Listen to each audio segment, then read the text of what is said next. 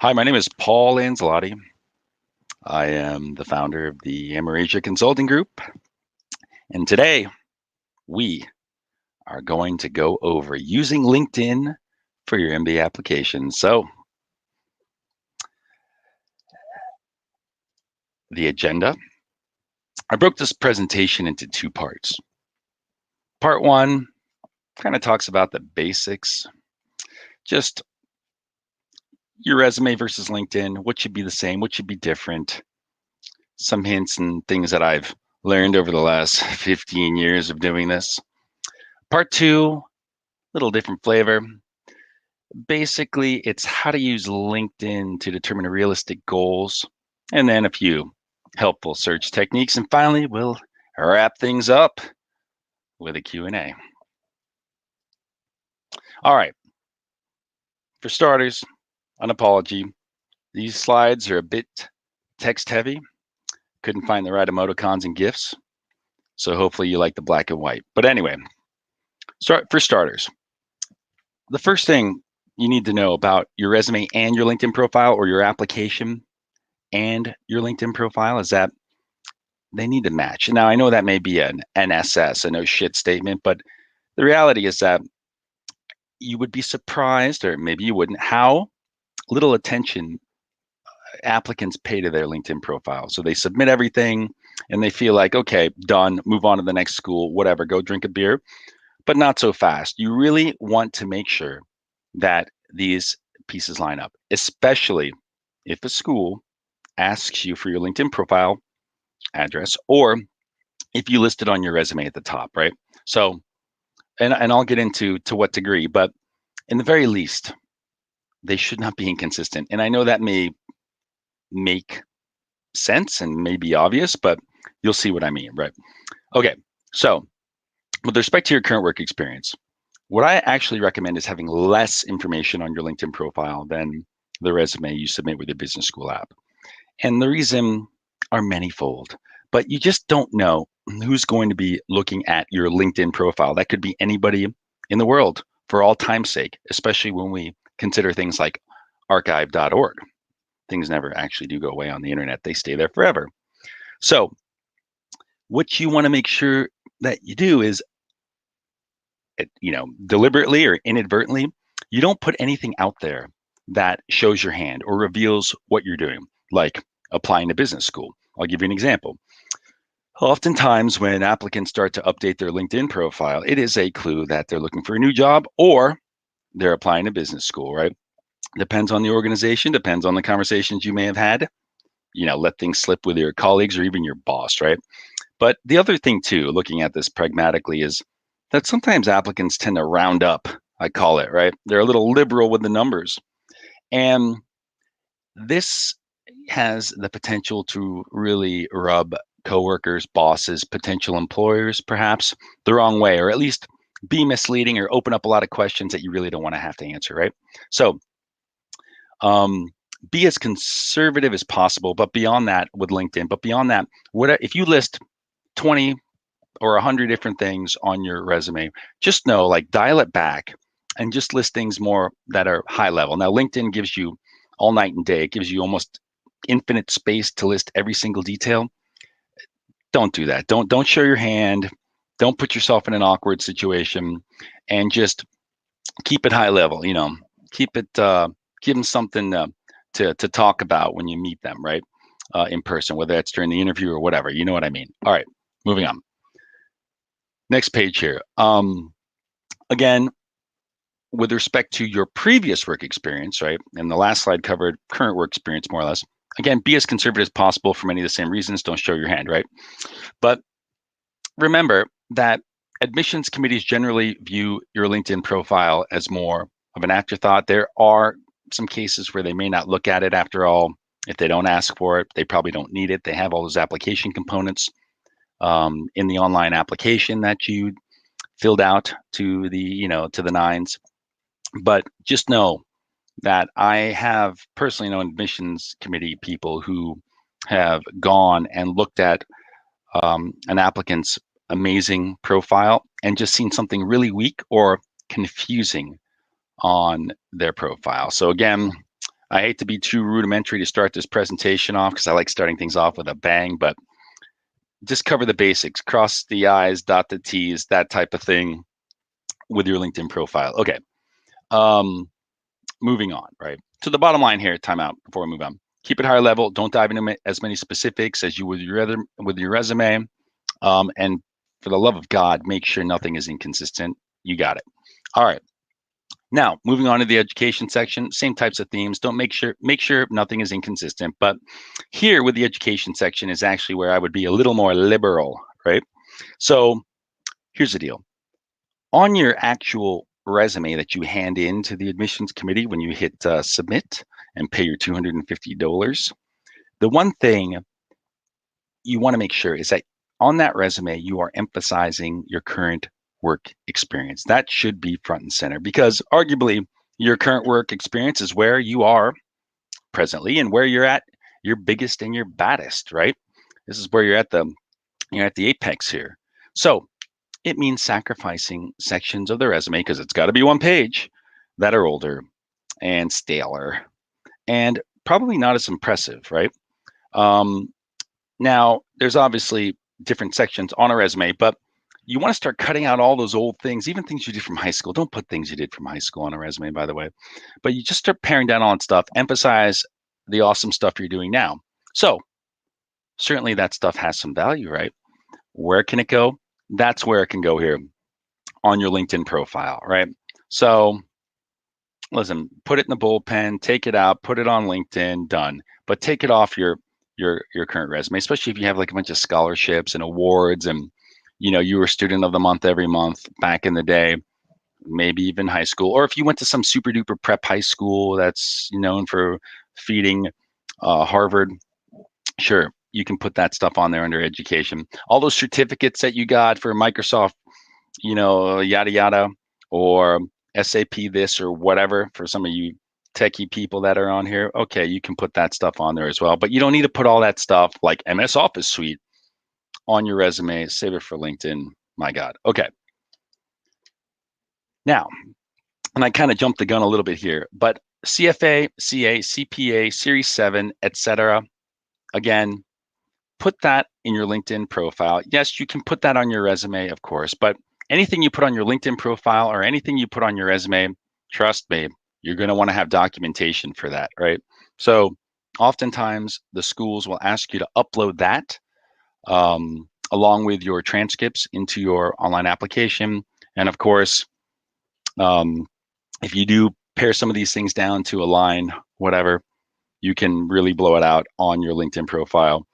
A few other helpful hints here for your LinkedIn profile and your resume and making sure they're consistent. If your transcript does not list a specific class rank, then it doesn't freaking exist, right? I mean, at least in the eyes of the admissions committee. So do not list that type of stuff on LinkedIn as part of not showing your hand. But the other thing is you may be asked to back it up. And if it's not on your transcript, it's just not there. Yeah, I'm sure there are exceptions to every rule, but just trust me, if it's not on the transcript, it doesn't exist. And you want to also think about sometimes if you were put on academic probation or some of these things, if you're not sure, if you don't remember it, look at your transcript. If it's not there, it didn't exist, right? You probably just had low grades that term, right? But you can always call your undergrad's registrar office to figure that one out for sure. Anyway, here's another thing for my friends from overseas. If you're on a 10-point scale, do not convert that to the 4.0 scale that's widely used in America and post that on your LinkedIn or on your resume or on your application. You're going to just confuse the shite out of all the admissions people. This isn't their first rodeo. They'll do their own conversion. Just give them the 10-pointer unless they actually ask you to change it for them. And they almost never do anymore. Back in the day, 15 years ago, they used to do that anyway, or they used to have you send it to a service, but I won't get into my grandpa stories. All right. Anyway, bottom line, in case you couldn't tell, in case you just missed the last few minutes, if you have a bunch of extra educational stuff, certifications, yada, yada, you can dump that into the LinkedIn profile, but spare your resume real estate for more current work experience. All right. When should you have all this done too? Because again, me being a creature of habit, knowing many creatures of habit, this is almost an afterthought, right? So make sure, listen, hit submit, then go back, change your LinkedIn profile to make sure everything matches. Do that within a few days of submitting, because to be honest with you, the admissions committee is not looking for your application right away, and they're not going to go through it. So you have a few days, right? You have a grace period.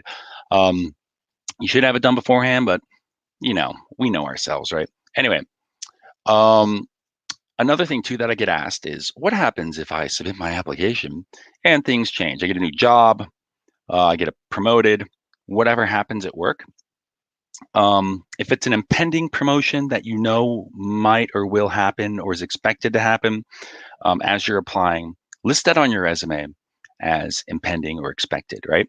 It's totally cool. You could even maybe explain it in a little blurb in the optional essay for a school. But in my humble opinion, do not list impending expected promotion on your LinkedIn profile. If it doesn't go through, you kind of look like an ass. But also, I've seen, and again, another grandpa story where it has unnecessarily antagonized coworkers who maybe weren't on the short list for an accelerated promotion, right? Not everybody's the golden child. So anyway, just again, don't show your hand. Limit the amount of information you're putting on your LinkedIn profile. There is a perfect example of that.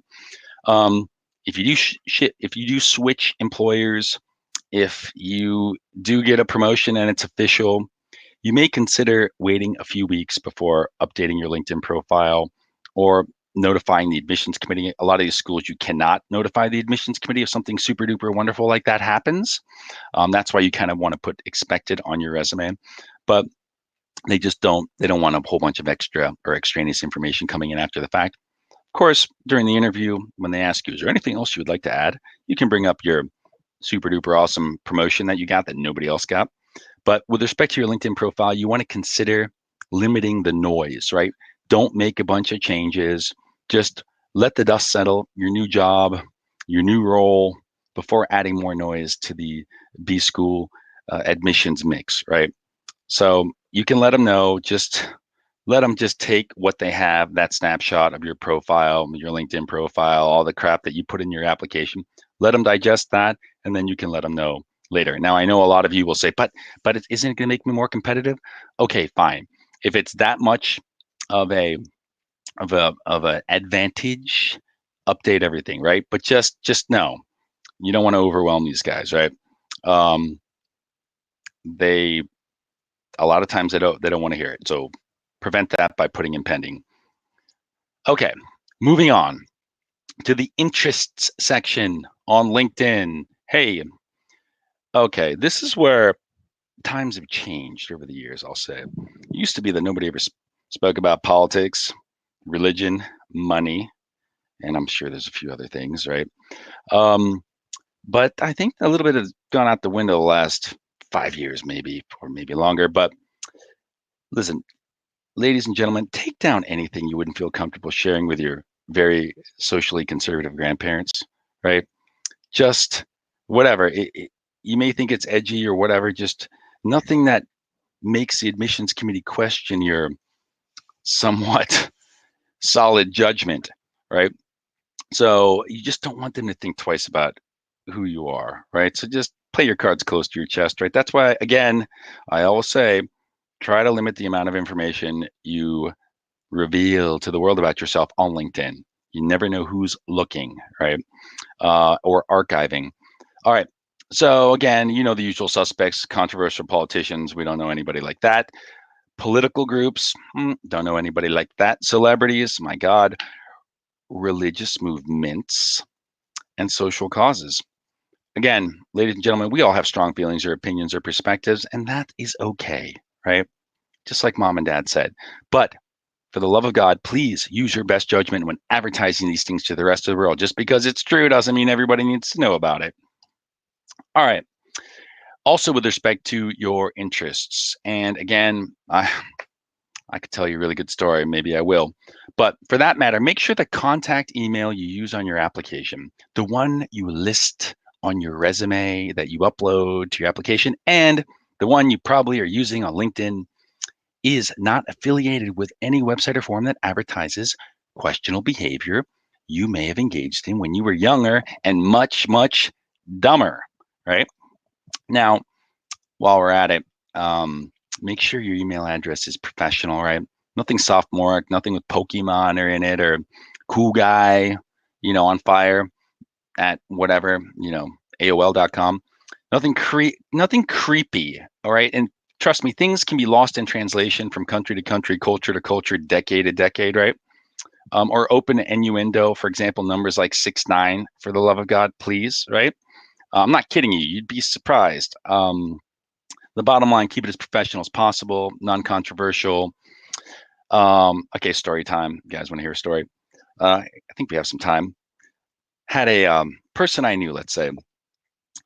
This individual email address, little suspect, right? And it was kept going. Asked him to change it. He kept it. Eventually, Google it, and he or she was a member of all these kind of let's say drug paraphernalia forums, right? And if the admissions committee ever saw that, it would be an instant ixnay, right? Straight up 8-6, as they say, because there were pictures and everything online. It's just not a good look, right? No business school wants to be associated with that, even though attitudes are changing. All right, so good story, Paul. All right, determining. Okay, now let's move on. This is part 2. Part 2. Determining realistic goals using LinkedIn. Here's the real kielbasa. Here's the real meat, as they say, right? So, what is the real value of LinkedIn with respect to business school? You know what it is, folks? Ladies and gentlemen, boys and girls, it is determining how realistic your B school goals are, especially your short-term goal, as well as what business schools are most appropriate for your goals, right? So, what do I mean? What do you mean, Paul? Well, first off, this is what you need to know. With the exception of maybe Harvard and Stanford and MIT doesn't even ask about your goals, nor do they care, and they're not kidding about that. But with the exception of those 3 schools, overwhelmingly, every other pretty business school in the world cares annoyingly about your short-term goals. Overwhelmingly, to the point of being annoying, they want to know about short-term goals. They look at it from a recruiter's perspective, which is, can little Bobby or Susie actually get the job they say they're going to get? And this is surprisingly, in my 15 years of experience, where I've seen a lot of people F up, right? Fudge up. And they just don't realize that they need to be as conservative as possible. It's almost as if they didn't even need an MBA to get these goals, right? Seems weird. But with respect to how LinkedIn can help, LinkedIn is a gold mine for determining how off the mark or on the mark you may be with respect to your short-term goals, right? So remember, and you'll quickly find this out doing the old LinkedIn search, you'll quickly find out that career changers are almost never rewarded. And the way you need to think is from a recruiter's perspective, which is, listen, you may have all the fight in the dog, as they say. You may know, by golly, I know I can make this transition from ballet dancer to hedge fund trader, right? All I need is 2 years of business school. Well, that may be true, and you may be well on your way even. But looking at it from a business school's perspective, and I suppose from a LinkedIn research perspective, why would they pick you, ballerina aspiring hedge fund trader, when they already have all of these really cool guys and gals who are already working in the industry, right? You must always consider your competition. That is your recruiter's point of view. And that is the beauty of LinkedIn. It will show you who your competition is, right? Those with relevant experience. So it'll immediately take all of those high-flying dreams off the shelf for you, unfortunately, right? But keep in mind, once you get to business school, you can do whatever the heck you want, right? So if you want to go for that, that's fine. So I don't want to like kill the dream here, but for the purposes of applying to business school, you must be conservative, you must be realistic, and you should use LinkedIn. Okay, next slide. So in general, don't make the admissions committee's job hard for them by being an awesome, super fun, terrific athletic applicant, but giving them some batshit crazy, insane, wacky goals that there's no way, don't have a snowball's chance of staying packed in hell of getting, right? So again, they will have a member of the admissions committee 9 times out of 10 will be also the head of the career center, right? And don't make that person raise the hand or red flag rather and say, listen, this person may be awesome, may walk on water, turn it into wine, but the goals are just whack, right? So, oops. So don't make them have a conversation. Make it easy for them. Do the research. I think you guys are and gals are getting the point, right? Okay, so you do the research. You won't have to put them in that awkward position. They will never make excuses for you. They'll always go with the person who's more conservative, right? All things being equal, and of course they never are, but in general, they'll always go with the person who's got their head screwed on straight and has realistic goals, right? They won't take chances when they don't have to, because eventually you're going to have to get a job. You're going to have to go out there in the real world. These admissions committee people, in my opinion, humble opinion, are slaves to rankings and slaves to recruiters, right? Hate to use that word, but that is what powers or fuels or rules the admissions committee in most instances, in my humble opinion. All right. So what you got to do is you got to do your homework on LinkedIn, do the due diligence, right? So say that 10 times fast. All right. So approach it from this framework, but really questions, right? Bunch of questions equals a framework, I suppose. And of course, by searching LinkedIn. So think of it this way, ladies and gentlemen. When you're approaching realistic goals and mining LinkedIn.com. Who else? So if you're about to write your goal statement for school, but you got LinkedIn pulled up, you got the internet all connected, start asking yourself these questions, right? Before you start typing. Who else from my current or recent employer, but let's say current employer, has gone on to graduate business school? Susie, Bobby, little Rajiv. Okay, yeah. So you start to think about that. Now, granted, you work at a big company, you work at a small company, maybe a little harder, but hear me out. Okay. Then think about what specific MBA programs did the trio go to, right? Now, when I search LinkedIn, and we'll get into search techniques later, is there a critical mass of business schools that I see? So if you work at Amazon Web Services, so in whatever group, the Acme group or the Ixnay group or whatever group, have there been a critical mass of individuals coming out of Amazon, maybe my group or a related group, going into a business school? What business school, right? Can I find a critical mass? What's a critical mass? Depending on where you work, might be 3 people, right? That all demonstrate similar characteristics and found their way to a similar business school and passed, into similar internships and post MBA jobs or roles, right? It may be 200, if you work at Amazon pre-MBA or wherever, right? So what does this Pareto chart look like? Tell me, where are they going? What schools? What are their majors or their swim lanes or their functions or their specializations? Where are they interning? Where do they end up getting jobs? What part of the country? All sorts of fun questions, right?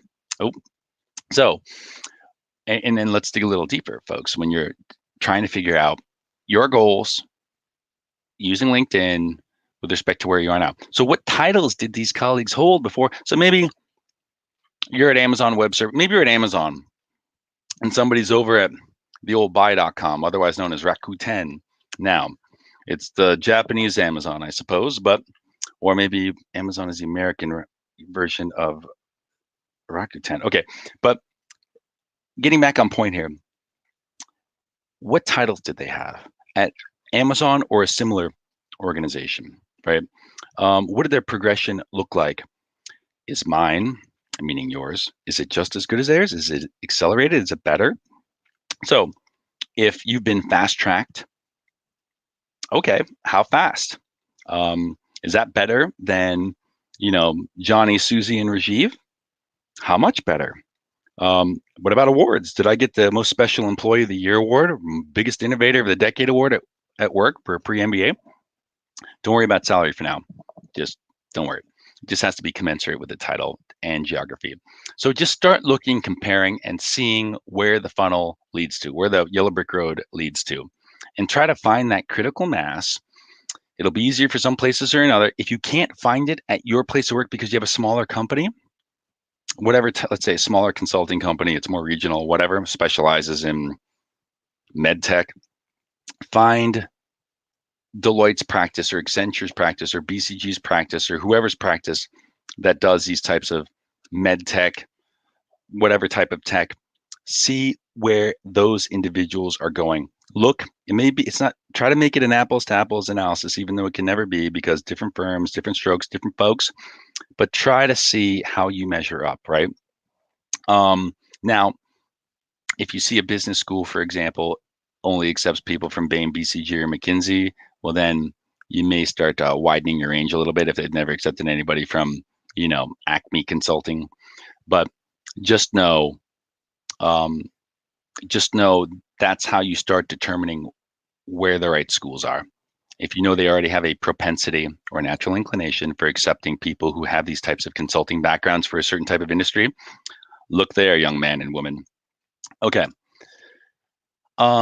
Here are some more questions. Okay, so be sure when you're finding your critical mass, you want a good mix of first-year students, second-year students, and young alumni, right? Older alumni, let's say 5+ years out, they start to get a little stale. Industries change, hiring trends change. Just stick with the younger alumni, see their individual critical path from first-year student, intern, second-year student to where they started working, right? Again, the names of the companies, the names of the post-MBA roles, the geography. All right. And again, that's point 2 here. A lot of my international friends here, where did these individuals intern as MBA students? Was it back in the homeland? Was it in the Bay Area, Seattle, LA, New York? Where? For what companies, right? And you kind of get a hint for who may be, who may love, applicants from whatever part of the world you're from, right? Or sponsor them upon graduation, right? Okay, so what group within the respective companies, what type of projects did they work on as interns, yada, yada, right? And again, like I said, post-MBA job, all that stuff. And folks, if it's not obvious to you already, because I'm beating this thing to death, that helps you form this is where I am today. This is the school I want to go to. I can tell somebody during the interview or during the essay, because I researched this on LinkedIn, here's my path from pre-MBA to your school, to the track, first-year track or specialization or major that you may have at your school, to the types of hiring employers for an internship, all the way to maybe some sort of year-long internship or track or major specialization, all the way to the post-MBA job. And when you find enough similarities beyond that, that should be your goal. Now, I'm not saying, well, maybe I am kind of saying reverse somebody else's path and say that's your goal. But what I'm saying is, don't be freaking clueless to the admissions committee. Don't be a pioneer, a trailblazer. It's never freaking rewarding. The first one in always gets the arrows, as they say. You want to know that there is precedent. The admissions committee wants certainty. I don't know how to express other than to plead with you and tell you trailblazers are never rewarded, and what these admissions committee people want is certainty. They want to know, exactly why you need an MBA, but they want to know that their school, their recruiting center, their alumni, their whole pipeline can help you out, right? Don't be that outlier. Just like you don't ever want to be the person with a 550 who got into Harvard, because that, for all intents and purposes, doesn't really exist. And if it does, it's not you, most likely. You never want to be the one person who ends up graduating and joining the circus and doing that post MBA. It just doesn't happen, right? Sure, anything's possible, but it's not probable. Anyway, find out and engineer or mold, I won't say engineer, mold or shape your goal towards the paths that you see. If you don't, you're making life harder for you and the admissions committee. Okay, moving on. Again, if you're not finding a critical mass, okay, it could be one of either two things, right? The first one could be, well, that your LinkedIn search game is weak, very weak, right? We won't worry about that. We'll get into some of those search techniques in a few slides, but it could be God telling you, or the powers that be telling you that your background is not appropriate for the program that you are targeting, right? So again, I kind of mentioned this on the prior slide, but you either target another business school or you change your goals, right? Now, pretty soon you're going to start running out of business schools to target because everybody wants to go to, let's say, the top 7 or 8, right? It's always a 7 or 8 suspect. So I always advise changing your goals to match what you see in the LinkedIn data. It only makes sense. And if you're one of these true believers who says, well, I really, really want to do this, yada, yada, that's fine. I get all that, right?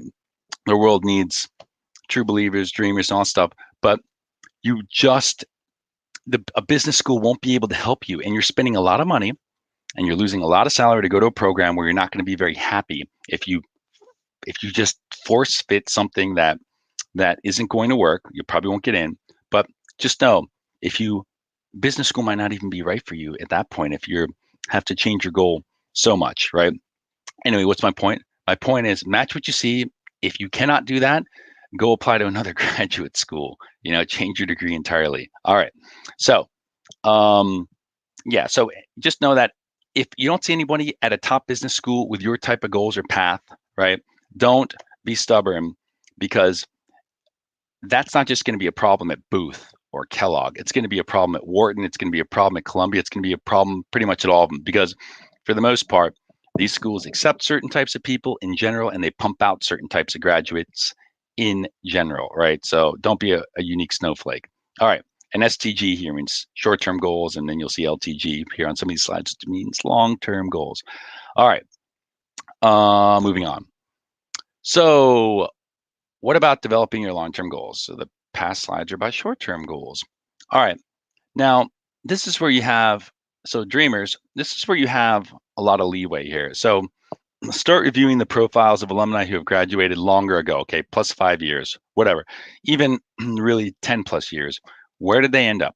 Pay attention to profiles that are more aspirational in nature. So if you have a guy or a gal who graduated, they became a manager at McKinsey, and now they're a partner at McKinsey, that's not exactly aspirational in nature. Nothing against that man or woman, but try to find somebody entrepreneur or made some sort of logical shift to do something they really love, and perhaps nonprofits. So maybe they were an investor and they went and they started their own, funds focused on social good, whatever, right? Finding critical mass was very important with the short-term goals, much less important here.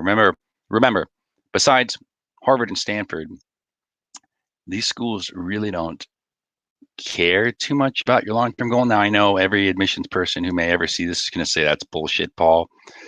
But I'm speaking from experience here. So they absolutely have to have a logical short-term goal, or else you're dead in the water, dead on arrival, right? Long-term goal, as long as it builds off of your short-term goal, as long as it makes sense for who they may think you are as a person based on some of your volunteer experiences and personal growing up experiences and values and beliefs, as long as it builds upon that, you're fine. Go out, change the world, bring running water to every village in, Waziristan, whatever. It just has to build. It just has to kind of make sense for your background and be somewhat realistic. But beyond that, try to borrow a page from somebody who is an alumni from the school who has followed that path that you see on LinkedIn, and what did they do? So if you can find a few guys and gals who have done something that you may want to do, go for it. It's totally cool. Anyway, and that's what I say. So if it's entrepreneurial, then go for it. Just make sure it builds upon your short-term goal. Now, here's the thing. For a lot of you folks on this presentation, you may say, well, Paul, even if it doesn't, can I still talk about how I want to go start a fuzzy pet rescue, a chain of fuzzy pet rescues across all of the world, and no dog will ever have to suffer again, or cat? And I would say, okay, you could say something like that, and I exaggerate, and I'd probably tell you don't say something like that. But here's the thing here's the point I'm trying to make. The more you pick something that is way out there, that's disconnected, that doesn't logically build or immediately build upon your short-term goals, the more freaking word real estate, the more words you're going to have to spend in your essay explaining what the hell's going on to the admissions committee person to have it make sense, right? And if you're doing that for a component of the essay that is less important, I'll say, right? Is nice to have, but less important, then you're sacrificing, because these goals essays are usually 300, 400, 500 words, fixed number, can't go over. You're stealing words from more important part parts of the essay, like your short-term goal, your backup goal. We'll get into that. And really why this MBA program, why this MBA, why now, why this program, what they really want to know. They want to know why you need to go to their program beyond you having a sane goal and a somewhat realistic long-term goal.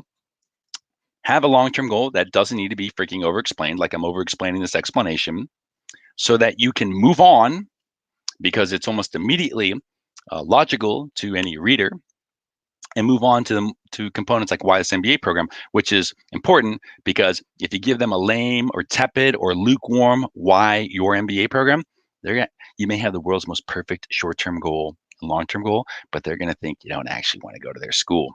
And that's a big freaking problem at a lot of these schools. If you look at the rankings and you see schools that have a very high acceptance rate, it's usually because a lot of people are applying, and then when they get the invite, they're like, so long, right? And they have to accept more people, and that really Fs or screws up their US News and World Report ranking, for example, and then heads start to roll. So they really hate doing a lot of work, accepting a lot of people, whatever. They have a chip on their shoulder. They don't like being the second prettiest, whatever, whatever. However you want to describe it here, just know you're robbing Paul to pay Peter. You lose every time. Just stick with something that makes sense for the long-term goal, but it is aspirational. And again, where does this all lead back to? Pick your inspiration or draw your inspiration from the LinkedIn well, right? Okay, moving on. What about backup goals? Backup goals, we mean backup goals. Schools just ask a short-term and a long-term goal. Backup goal, Paul, are you seriously inventing stuff? And I'd say, I'm not inventing stuff. I'm suggesting you give the admissions committee an insurance policy, especially my international friends on this call, and I suspect there might be a few of them. You want to give the admissions committee a backup goal. Now, things may not be as crazy as they were, let's say a year ago, with respect to visas and the end of the world and all these things. But just know that if you are an international student, okay, first off, you should be applying to a STEM designated MBA program. Okay, whatever. That one was for free. But not to get too far off track, you want to make sure you have a backup goal. And a backup goal is as simple as having two sentences. So when you tell them your short-term goal is to go work somewhere and some goal that you saw a critical mass of individuals on LinkedIn have or possess, your short-term goal is not a competing short-term goal. It is a backup, an oh shit goal. And that means it's even more conservative. It wouldn't make sense if it was more liberal, right, or more aggressive. So it could be to return to your current place of work, but in a post-MBA role.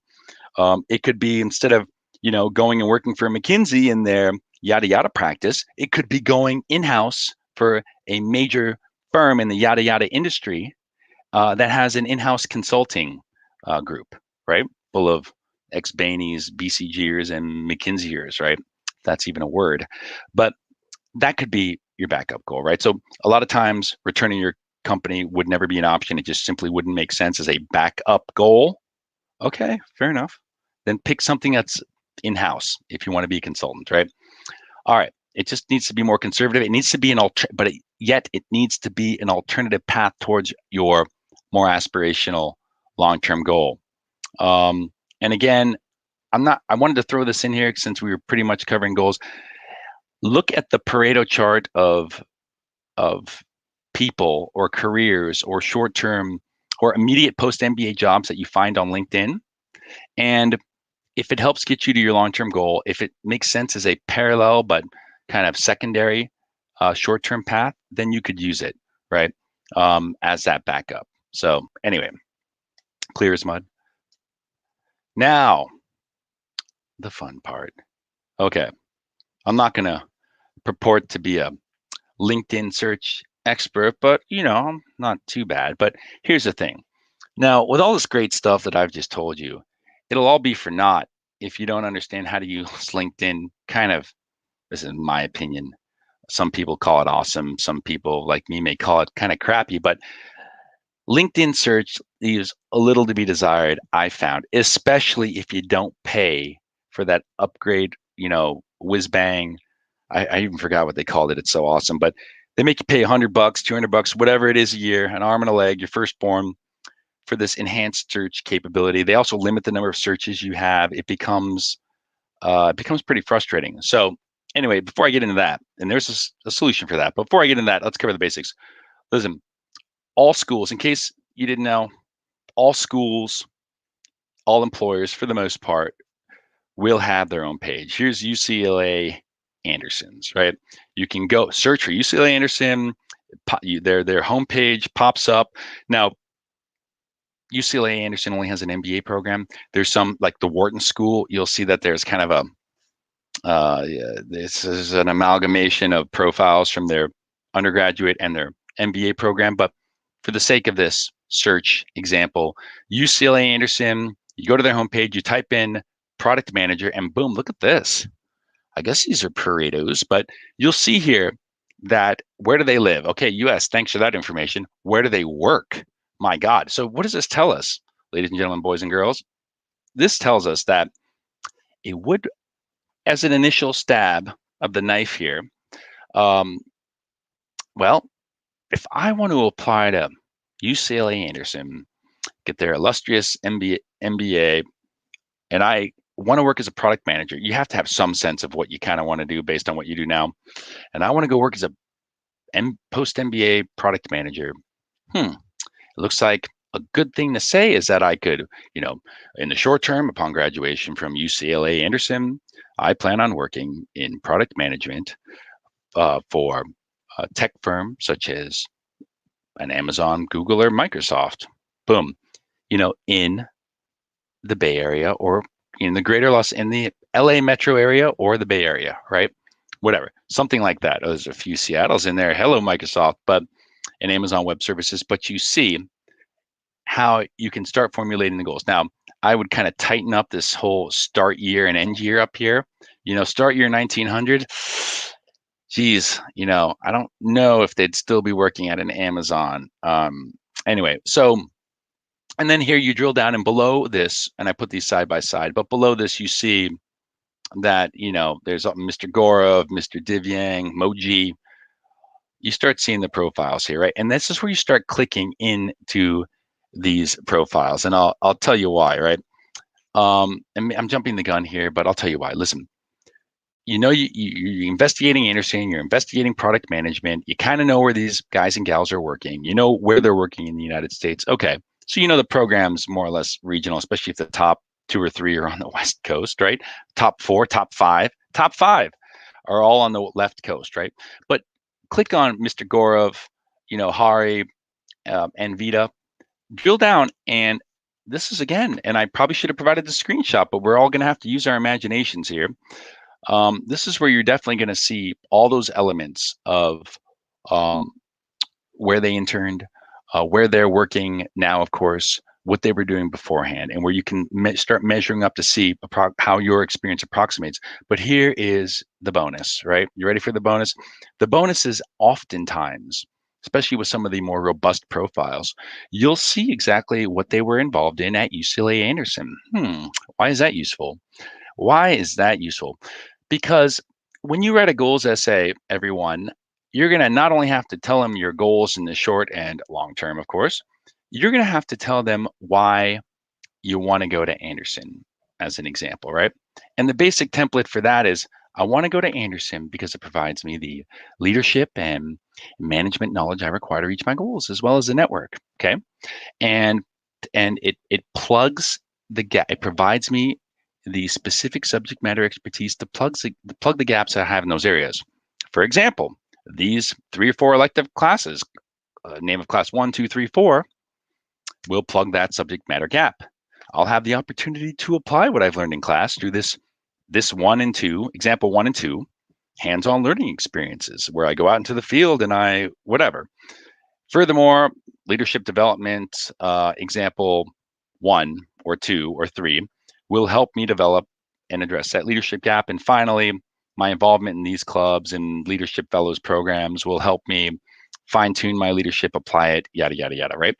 So why am I telling you that? Because when you click on Mr. Gaurav or Mr. Mo or Ethan or whoever, a lot of times you will be able to see what they were involved in at UCLA Anderson, what clubs they led, what they're involved in. Go scroll down, you'll see in the interest section, you'll see a few clubs there, but you'll also see in their education section where they list off UCLA president of this, co-chair of this.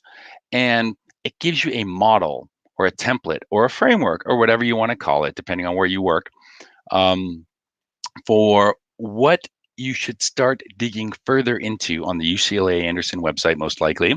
Sorry, LinkedIn. Can't do it all.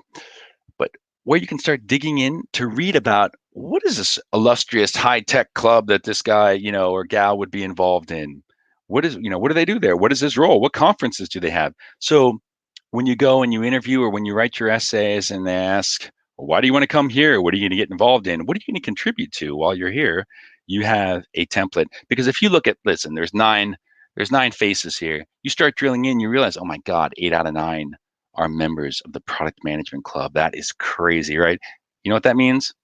You want to be a member of that club or the high tech club, or okay, whatever, the volleyball club maybe is on there, but that doesn't matter because it's not professionally related, right? Just focus on what you see in common. It starts to form a template. Is everybody with me? Yes. Okay. Moving on. And I kind of jumped the gun a little bit, but whatever. On this here's a similar way to look at it. So on this slide, we went to UCLA Anderson. We typed in product manager. We got this whole Brady Bunch looking thing going on here, right? With all the faces, right? Now, you can also approach it, a different way by actually going to a company's like Amazon Web Services page and searching for MBA or searching for Harvard Business School or searching for UCLA Anderson, and you'll see where they went. Now, this is a little more difficult to pull off because where they studied, University of Washington, University of Southern California, and University of Mumbai, the top 3, because this could be undergrad, this could be somebody with a art history degree, whatever, right? So just know that it's probably better to take it from the school approach, and then maybe go to this if you're not getting a critical mass or whatever. But honest to God, the best way to do it, and this is going to involve some Google Kung Fu, right? Well, if you've never heard of a Google site search, isn't that every Google? No, there's something specific called a Google site search. If you don't know, see this nomenclature here, site, SITE, colon, then a URL, right? If that doesn't look familiar to you, then you've never used a Google site search before, most likely. But here's the trick, right? Here's the magic. For some of you folks, this might be remedial. If you know what if you know basically a lot of coding dudes and guys and gals and whoever are used to this kind of regex stuff. But here, if you take and you cut this first thing, site LinkedIn /IN, you need the IN there because it'll search only profiles, right? And you put in title of the page HBS and MBA, see what comes up, right? And you can start getting all fancy schmancy here by adding in more search, I guess, limiters or delimiters or whatever they're called, right? Search constraints, we'll call them. And you can see here, for example, this last one under copy paste in a Google search, you'll see searching LinkedIn individual profiles in the title of the page. I need to see HBS for Harvard Business School and MBA candidate, and then alternatively, we can also have in the text Amazon.com. So it must have HBS and MBA in the title, and then this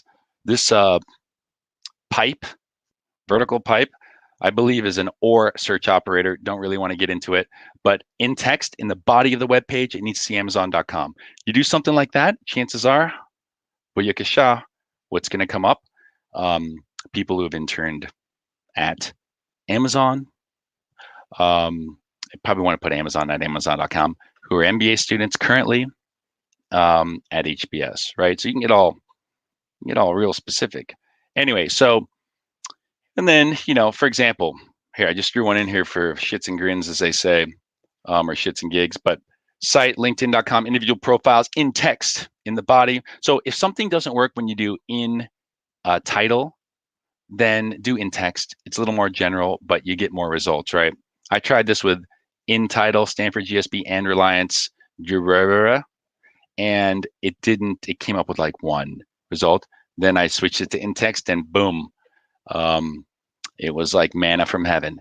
Anyway, so you basically on the right, for the visual learners among us, you'll see what comes up if you do these types of Google foo. All right. And if you Google site search, there'll be many, many more examples better than I can do, right? All right. And again, I kind of jumped the gun before. Sorry to spoil this last slide, more or less, but listen, you start digging into individual people's profiles, you find out what they're involved in, and you say, dear Mr. and Mrs. Admissions Committee, when you're writing your essays, you start saying these are the things you want to be involved in, and you're not copying because if you didn't say these things, then you wouldn't know shit about the school, and you probably wouldn't get in, and you wouldn't give the admissions committee any warm fuzzies. So again, just rely on precedent. LinkedIn is awesome when it comes to this stuff to see what's possible and what's not.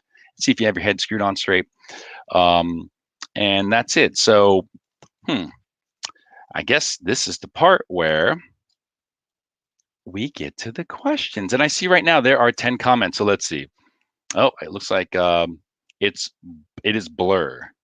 I see it fine. Okay, I can see it fine too. Okay, so here we go. We only have a couple questions, I think, here. So, Pankaj, does LinkedIn recommendation given by, okay, yeah, I knew somebody was going to ask this question. All right, so what I would say is this. It does help depending on the title of the person. Now, we have to be honest here. No one ever gives a bad recommendation on LinkedIn. It just doesn't happen, right? It's almost like nobody ever gives a bad recommendation when they write, when a boss writes letters of recommendation for business school. But it does help. If you have a bunch and they're saying some pretty flattering, very personable things, it does. Will it make up for a atrocious application or a bad GMAT score? No. But it's like little things like this. I'll be honest with you. All things being equal, you're competing for that last seat at Harvard Business School. You had a wonderful interview. That other person did too. Very similar profiles. You even grew up on the same street. Your parents know each other. Childhood rivals. But it's little things like this where they start to get a sense for who you really are as a person and if you're full of shit or not, right? If you're the real deal, right? Along with other things, of course, like hobbies and what you're really into, and even a blog, right? If you have if you have a collection of your art, finger paintings online, they really get a sense for who you are as a person. And that's what these people like. Because at the end of the day, there's going to be a lot of competitive people, and something needs to, it can be a game of millimeters in the end. So yeah, it does. But I think it's not even necessarily professional credibility. But if they're saying a lot of glowing personal things about you, like, listen, Pankages, like, I've worked with hundreds of analysts, associates, whatever, and I can count the number on 3 fingers, because I only have 3 fingers on one hand, the number of others that I would compare to him or her. They start saying really, or he, whatever, I've never seen anybody this young do so much, have so much of a impact on our culture, and really, really change the attitudes of a bunch of crusty old guys who've been working too long on the factory floor. Stuff like that, where it goes beyond like, this guy is really smart, she is a really hard worker. They don't want to see shit like that. I mean, they expect, listen, the admissions committee, especially at Harvard and some of these top business schools, they think like this. You don't get credit for shit that you're supposed to do. You're supposed to show up at work on time. You're supposed to work hard. You're supposed to be smart, right? You're supposed to do all these things. But it's all that human kind of interest story. So what's my point? If you want a rough rule of thumb for whether or not those LinkedIn testimonials work, or if they're credible, if they're telling more of a human interest story without being bullshitty, without being gushing, like, oh, I want him or her to marry my firstborn, nothing like that, of course.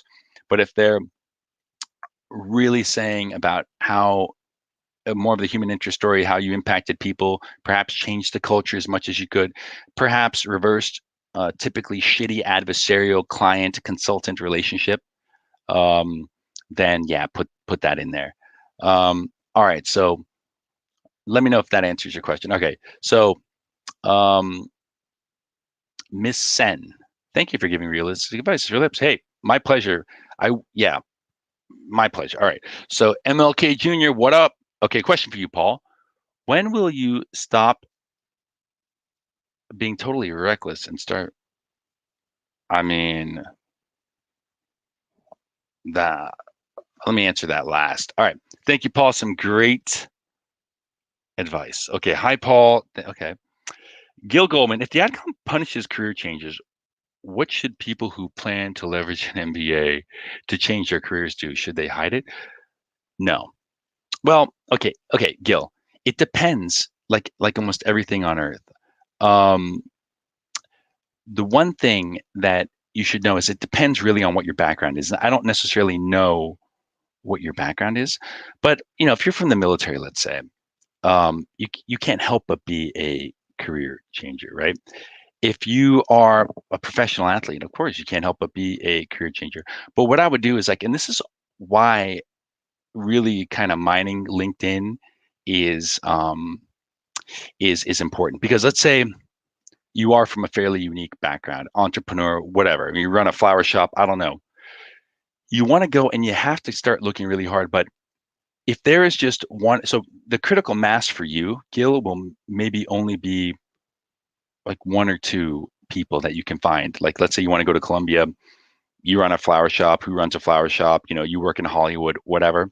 Um, then you want to go, or a family business, let's say, go and look to see uh, who ran those businesses, right? And so maybe it's not a flower shop, maybe it's some, small brick and mortar, traditional type, maybe you sell soup, I don't know.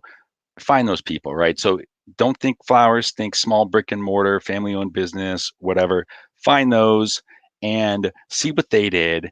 And honest to God, like Gil, reach out to that person. The worst they can do is not answer you. But if you have something somewhat in common and you reach out to them in earnest, or let's say you reach out to the small business club at each school, then you will basically, then you'll basically be able to, they'll put you in touch with somebody that you will be able to speak with, and you will be able to hopefully have a long conversation with, and they will be very specific about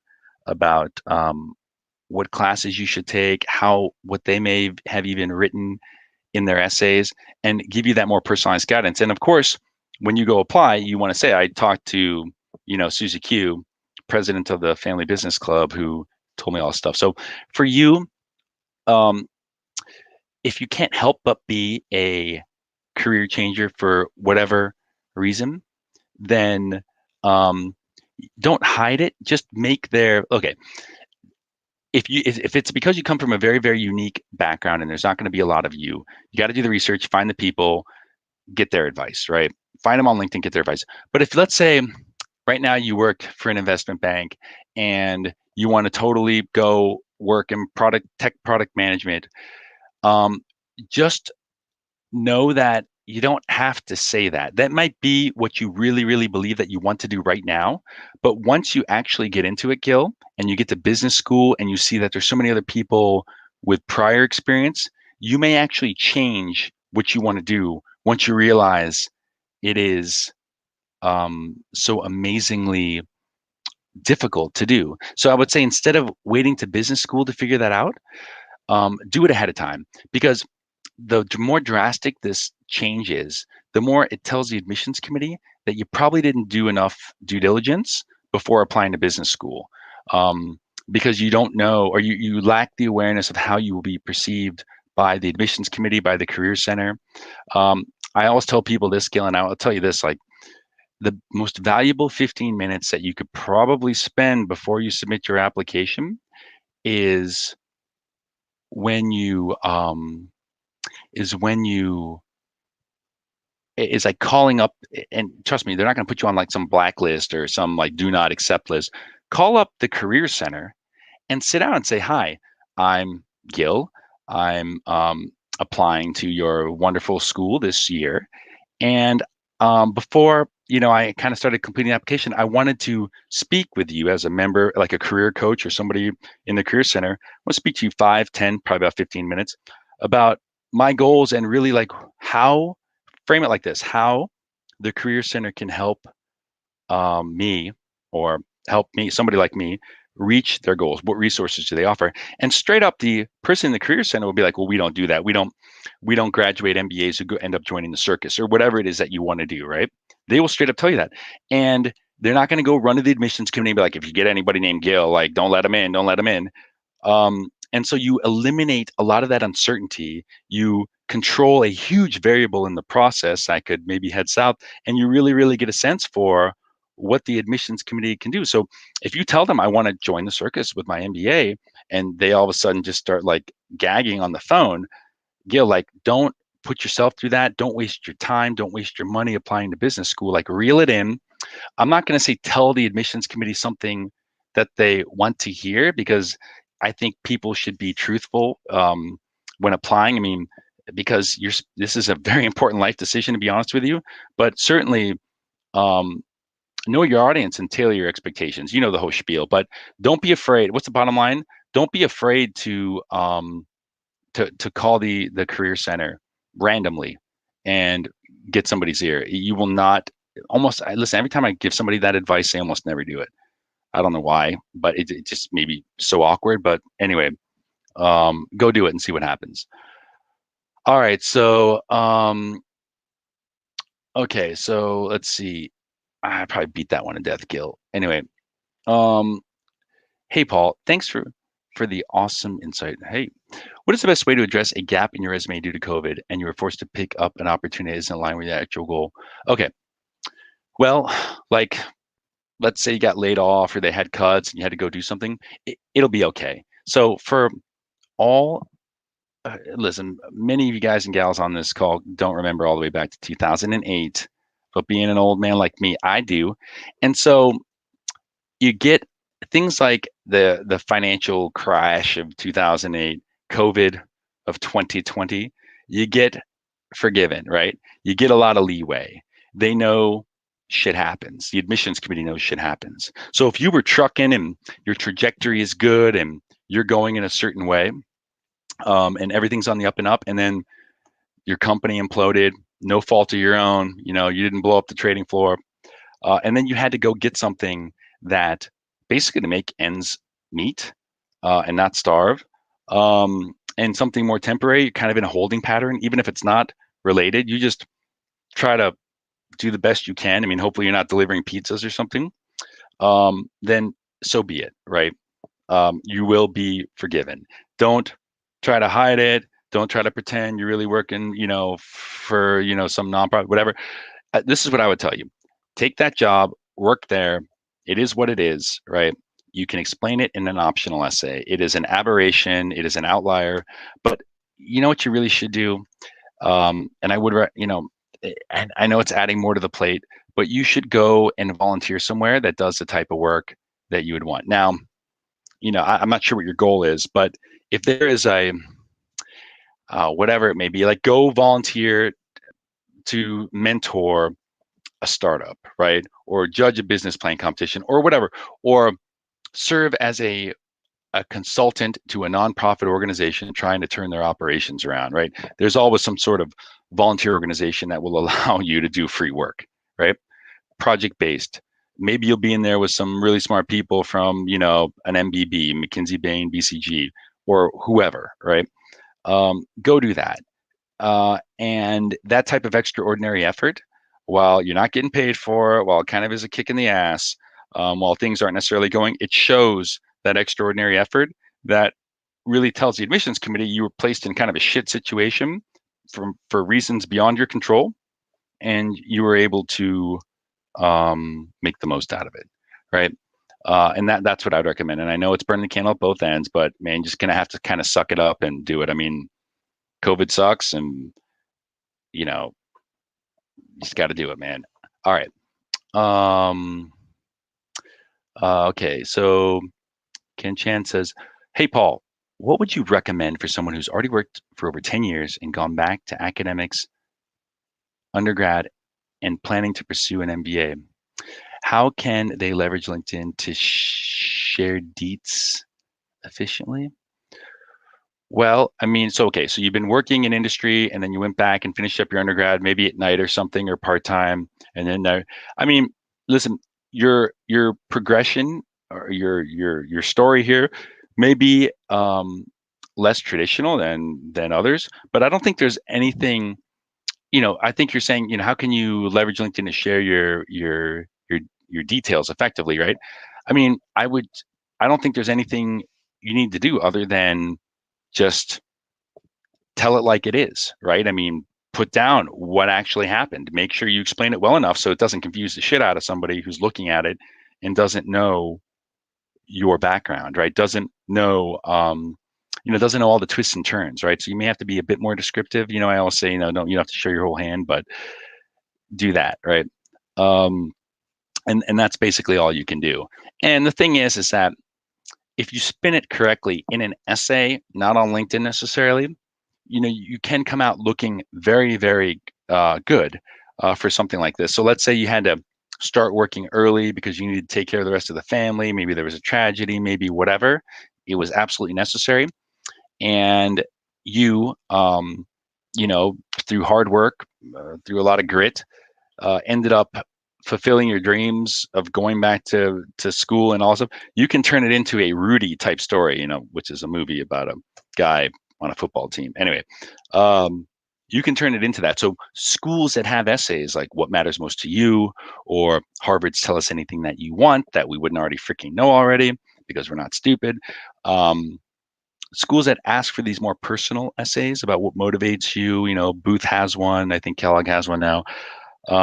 That is really your opportunity, man, to not just explain A to Z or 1 through 10 what happened, but to tell them about what you learned from having to do all these things and make all these sacrifices, and how you understand basically the value of a dollar or the value of your education, because everything in life you've had to work for. Nothing was ever handed to you, right? These admissions committees, if it's written well and it doesn't sound like bullshit or sound like a disingenuous narrator or playing on somebody's emotions, those stories go a hell of a long way with admissions committee people, because yes, they want the numbers, yes, they want relevant goals, but all things being equal, they will always root for somebody like you over somebody who went to some super duper terrific trust fund undergraduate school, right? So there's gold in that mountain, right? All right.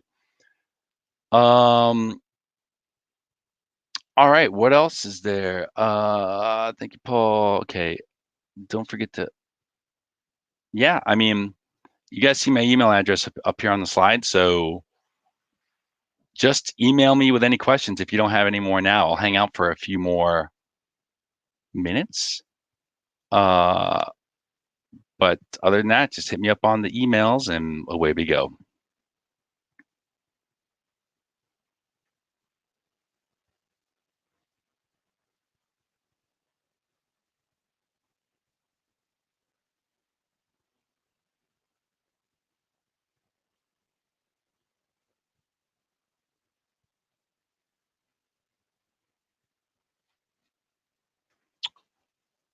All right, new question.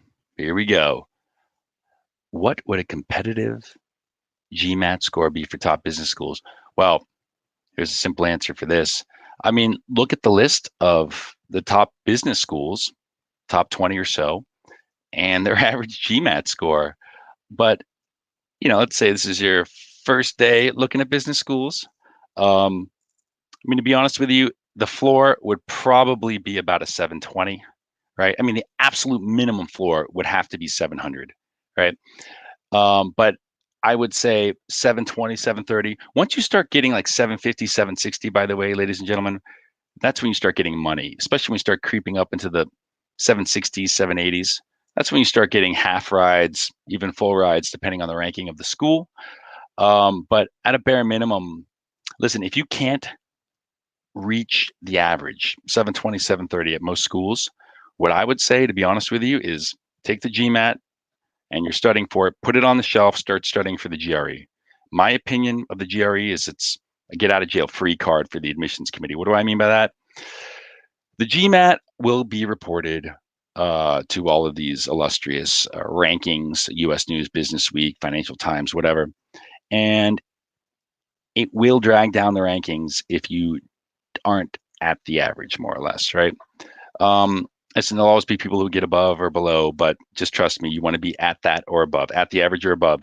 But if you take the GRE, a lot of especially if you don't do well in the quantitative portion of the GMAT, and this has been my experience that I've seen, applicants tend to do better than they had done on the GMAT, right? And you want to get about a anywhere for the minimum about a 325, I would say, on the GRE, which seems to be easier to do, of course, for people who have taken both tests that I've known, and submit that, right? And that's it. It's not a cop out, to be honest with you. It's not, some poor person substitute or anything like that, right? Just do that. They'd rather have it that way than a so-so GMAT score. All right, so let's see here. Hi, Paul. This is Mr. 323. When coming from a non-traditional background, how can I leverage LinkedIn to make myself seem like a more serious applicant? Okay, so this is a big question. How can I leverage LinkedIn to make myself seem like a more serious applicant? I mean, again, and I hate to point to earlier slides, but honestly, have bulletproof goals. Know exactly what you want to do, because whatever your non-traditional background may be, the first question the admissions committee is going to think is, why does this person, why does Josie non-traditional want an MBA? Maybe they're the only person, if you're a professional athlete, why do you need an MBA? I mean, go retire, live off your millions, yada yada. And so if you have goals that are watertight, like you've looked at what other professional athletes, whatever they may have done, have gone to business school and what they've done afterwards, what organizations, if you have that all mapped out and there's precedent there, and you're not just kind of shooting darts or, making things up as you go, being a trailblazer, a pioneer, if you have that path and you want to go work in the front office for the MBA and yada, yada, yada, then you will definitely tell them, exactly why. So your non-traditional background starts to fade away, like the nature of your work experience, perhaps all of the leadership and other aspects of your career in sports or whatever you may have done start to come to the forefront. And then when you show them, listen, with an MBA, a little bit of polish, you already have your connections with the NBA, the National Basketball Association. I'm making all this up. With an MBA, though, from our school, which has sent people to go work for the front office of the NBA, you have it made in the shade, then you're fine, right? So anyway, then you tell them that you have done all the homework, right? Especially if you reached out to some people who are already doing the job that may have graduated from the school that you want to go to, and you've spoken with them or spoken with the current students that are members of the sports management club or whatever, you'll be fine, right? That's how you're going to tell them that you are a completely serious applicant. You gotta nail those goals, watertight. All right.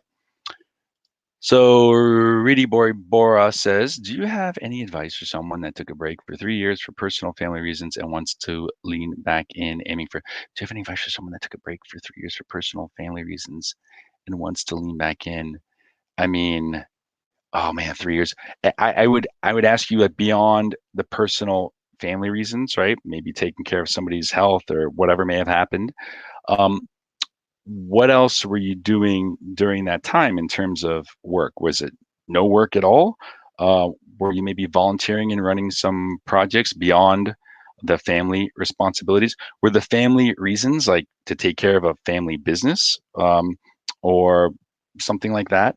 So if the break means that it was deviating from, let's say, your investment banking or consulting career, but you were still getting some sort of project experience, let's say, then sure, you could, that's how I would tell you to position it, right?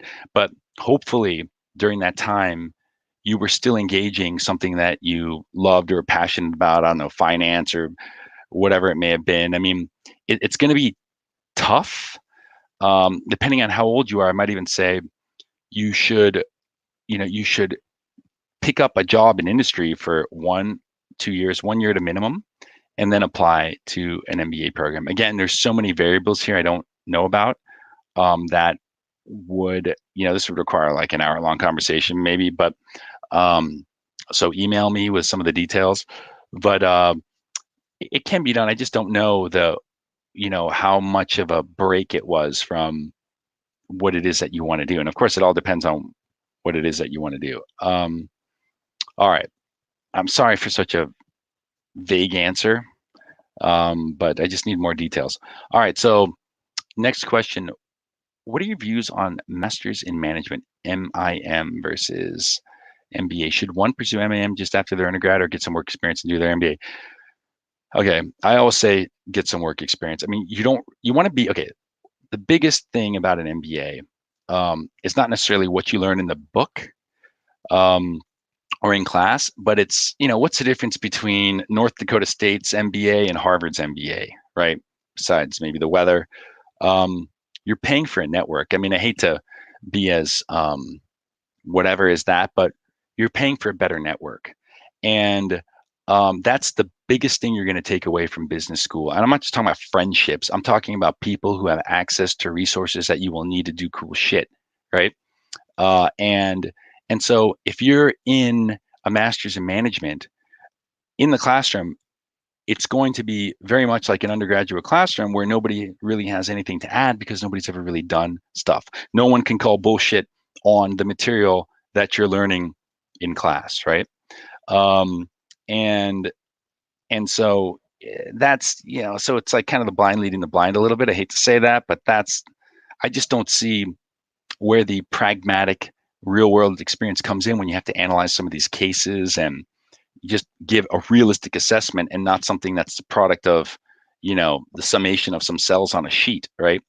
In a workbook. So I would at least work 2 years, right?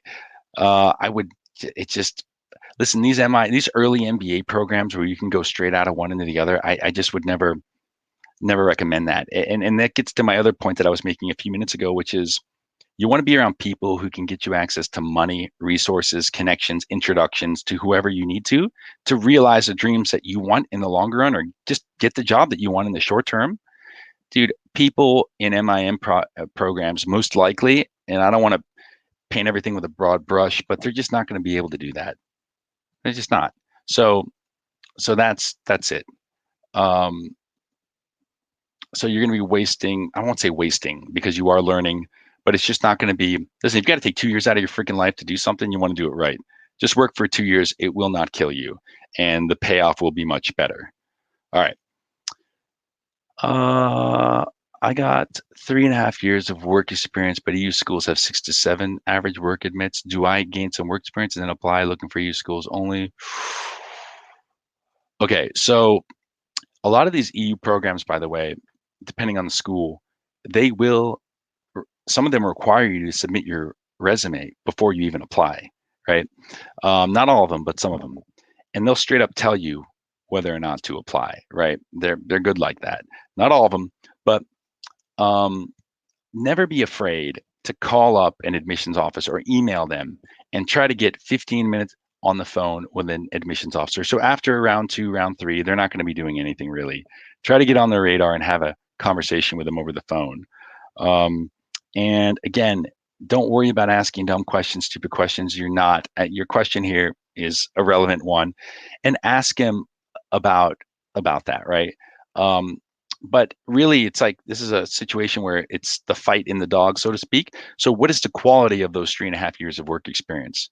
If you're working a lot of hours, if you have some super duper work experience, especially if you want to go to NCOD and you have a lot of super duper consulting experience, for example, that 3.5 years could be equivalent to somebody else's 7, right? Not to discount anybody else's, but what I would do is, again, go look to see who is in. So, averages can lie or distort the truth, right?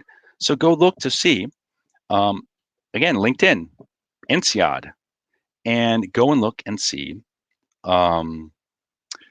who works at a company like yours, how long they worked before they went back to NCOD or LBS or HEC or wherever, and see, okay, listen, I see a critical mass of guys from, I don't know, I'm going to guess India, right?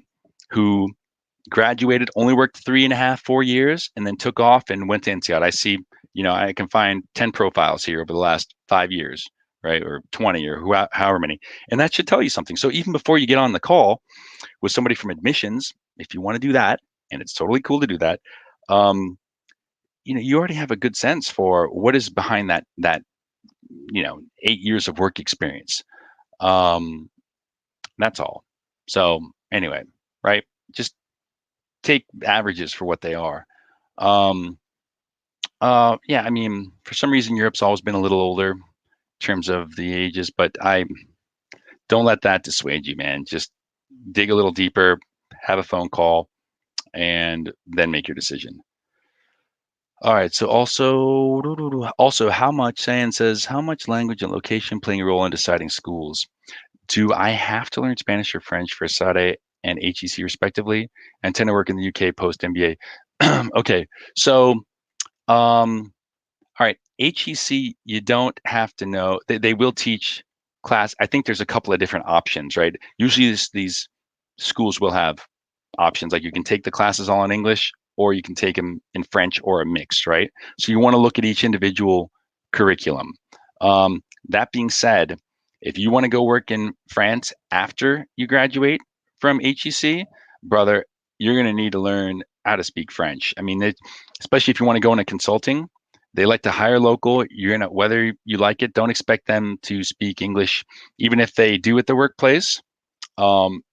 It's just you're gonna be that odd man out, right? It's just not gonna be very endearing to the client or whatever industry you may be in. You gotta think, act, eat like a local. So you're definitely gonna want to brush up on your French, right? And I think of course, there will be classes where you can learn the native language while you're there, right? Please get a head start on that, like now, if you've already done with the GMAT and all that stuff. That being said, yeah, I mean, same thing with Asade, right? Now, here's the thing: if you intend to work in the UK post MBA, do you stick to SAID or judge? Honestly, like, if you're going to be this pragmatic, I'm a big fan of going to schools that are low. So if you're like, I know I want to be in the UK, I want to be in London, most likely, go to some of the schools that are local to London, right? The name of some of them escape me right now, but there's no sense in going to an HEC if you know you're going to want to go work in the UK. Okay, again, get on LinkedIn, look at the companies you want to work for in London, Canary Wharf, wherever, right? Go look to see where they have graduated. Yeah, there'll be the Oxfords, there'll be the Cambridges, there'll be the LBSs and all a sort. But what if there's like a bunch from Manchester, business school or school of business or whatever, or all these other kind of local yokel schools that are dotted all around, legit MBA programs, by the way, that are all around London, however far away. Why don't you go there? You might, if you get a high enough GMAT score, you might be able to get a full ride, right? But if they have like these direct feeders into the industry that you want to go to, who gives a crap about the prestige of a Cambridge or a Judge if you're the dude getting a job and those other guys and gals are struggling to get a job at these firms, right? If you know, whatever, Manchester Business School feeds everybody into HSBC on Canary Wharf, and that's where you want to be, then what are you doing? Don't worry about, stop listening to mom and dad in this instance, or cousins or aunts and uncles or people who don't have an iron in the fire here, and start listening to what actually makes sense. So if you're very pragmatic, if you're that tactical, don't worry about the reputation. Get this, because you'll be laughing all the way to the bank while other people are unemployed, driving around in a Yugo, if any of you know what that is. All right. Hi, Paul. MA in finance and accounting. If I graduated years ago. Okay. I recently completed my ACCA and have 12-month contract as accountant. Cool. I have been working for a few years while studying. Is an MBA the only realistic option, as I would prefer an MBA? Okay, let me come back to this question. I got to think about this one. Best route to break into investment banking for a newbie? Oh God. Okay, so any prerequisite courses one should do? I mean, before you do the MBA, not really, to be honest with you. I mean, listen, you could get see, I gotta know where you're at right now. Like, you could be studying for the CFA, right? And bang out those courses. I mean, that's almost a requisite for investment banking, right? But I don't know if you need to study for the GMAT. But here's the thing. There are, and it depends what investment bank you want to go to. So listen, we all know about New York, London. Okay, great. But did you know about Houston? Right? I bet you didn't know about that, right? So Houston is a investment banking hub for those who want to get into investment banking as it pertains to the oil and gas sector, right? So a lot of times when it's super tough to get into Wall Street investment banking, you'll see a lot of guys and gals head south to Houston. Now you're going to have to specialize, but once you kind of first of all, you're going to get paid the same amount of money. You'll live in a cheaper area, but you're kind of backdooring your way into it, and you basically are going. You basically are going to get the same job, same pay. I mean, yeah, okay, oil and gas is going to be a little monotonous, I suppose, but you get your feet wet there. You prove your worth. And then boom, you're in New York City however many years later, right? Or wherever you want to go. So just start looking around again on LinkedIn, like where are these guys and gals coming from? But what I would suggest here is look at SMU Cox, right? Look at what they have set up there and see if you can, see if that's a place, see if that's a path that would be realistic for you, right? There's always another way in. So let's see. Okay, so I work as any recommended prerequisite courses you should do. I mean, okay, biting off the CFA is a massive undertaking. I mean, the least amount of time you can do it in is what, 18 months. But I mean, here again, I would look to see what type of, okay, go find the job that you want on Indeed.com, the investment banking job you want on LinkedIn, Indeed.com, wherever. Find out, look at the post MBA role, find out what requisites they want, right? What certifications they want, what types of experiences they want. You have a list of those certs. I don't even know if they're going to list off relevant classes and experience, but see where the gaps are. And then if you can bang some of those out before you even get to MBA or while you're in MBA, like getting a CFA 1, 2, or 3, then do it, right? So I'm not an expert in what exactly you're going to need to be to get your foot in the door, but I know there's a lot of people who go to Cox, right, who end up in investment banking, more than one might believe, but look at the list of items you need to check off and start doing that for what you can do right now. I know it's like obvious, Paul, but anyway, that's my best answer for now. Okay, I work as a creative in advertising, and I'd like to switch to managing the branded content I create. Most MBAs are angled towards consulting. How do I go about creating a list of prospective schools? Oh God, this is an interesting challenge. Boy, it's going to require some homework. Okay, so if you know the job, okay, first off, find the job that you want, a job description, the company, right? Now, on LinkedIn, start seeing who runs these companies, if they have MBAs, what positions does the company hire MBAs or recruit from MBA programs? What are those positions? If the company does not do that, move on to another company that maybe does a similar thing or change this goal that you have, right? Because perhaps an MBA program will not help you ever get that job. And maybe it's because you don't need an MBA to get that job, right?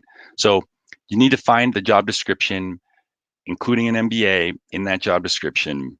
And you need to start looking for where firms like that. So not just a one from hire from what business schools, right? And it may be business schools you never even thought of, Foster, or whatever, Georgetown, whatever it may be. And that's where you really need to go if something is more or less this specialized, right? Just don't worry about the reputation. Just go to those schools. But start from there. I would definitely listen. You could take the route where you start looking at every single business school in the world, but I'd say no, man. You're gonna be boiling the ocean. Just find 5 firms that do what you want, and maybe there's some consulting firms that specialize in marketing, branding, whatever, and start working backwards from there. See where they hire from. All right. That is all I have. C. Whittle, let's see. Let me see if I'll take another stab at this. I've been working as a few years, and the MBA is the only I would prefer an MBA. To be honest with you, I'll be honest with you, I'm not an expert in all the other master's programs, just kind of what an MBA can do for you. So MA in finance and accounting, graduated years ago. I recently completed certification and have a 12-month contract as accountant. I've been studying for years. I mean, I don't think an MBA, it's just a difficult question because you're asking me kind of what are all the options besides an MBA rather than if an MBA is the right option. I mean, what are your goals? You should start with that, right? And see if the job you want post MBA or after graduate school, if there is an MBA program sending its graduates into that. If not, then MBA is not right for you, and go find that master's in data analytics or whatever it is, right? Master's in accounting, yada, yada. Tell you what, email me with your specific goals or what you think they may be, and a little bit more about your background, and I'll try to figure it out, right?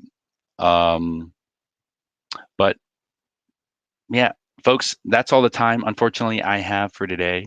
Appreciate all the actually really good questions. Besides somebody, MLK Jr.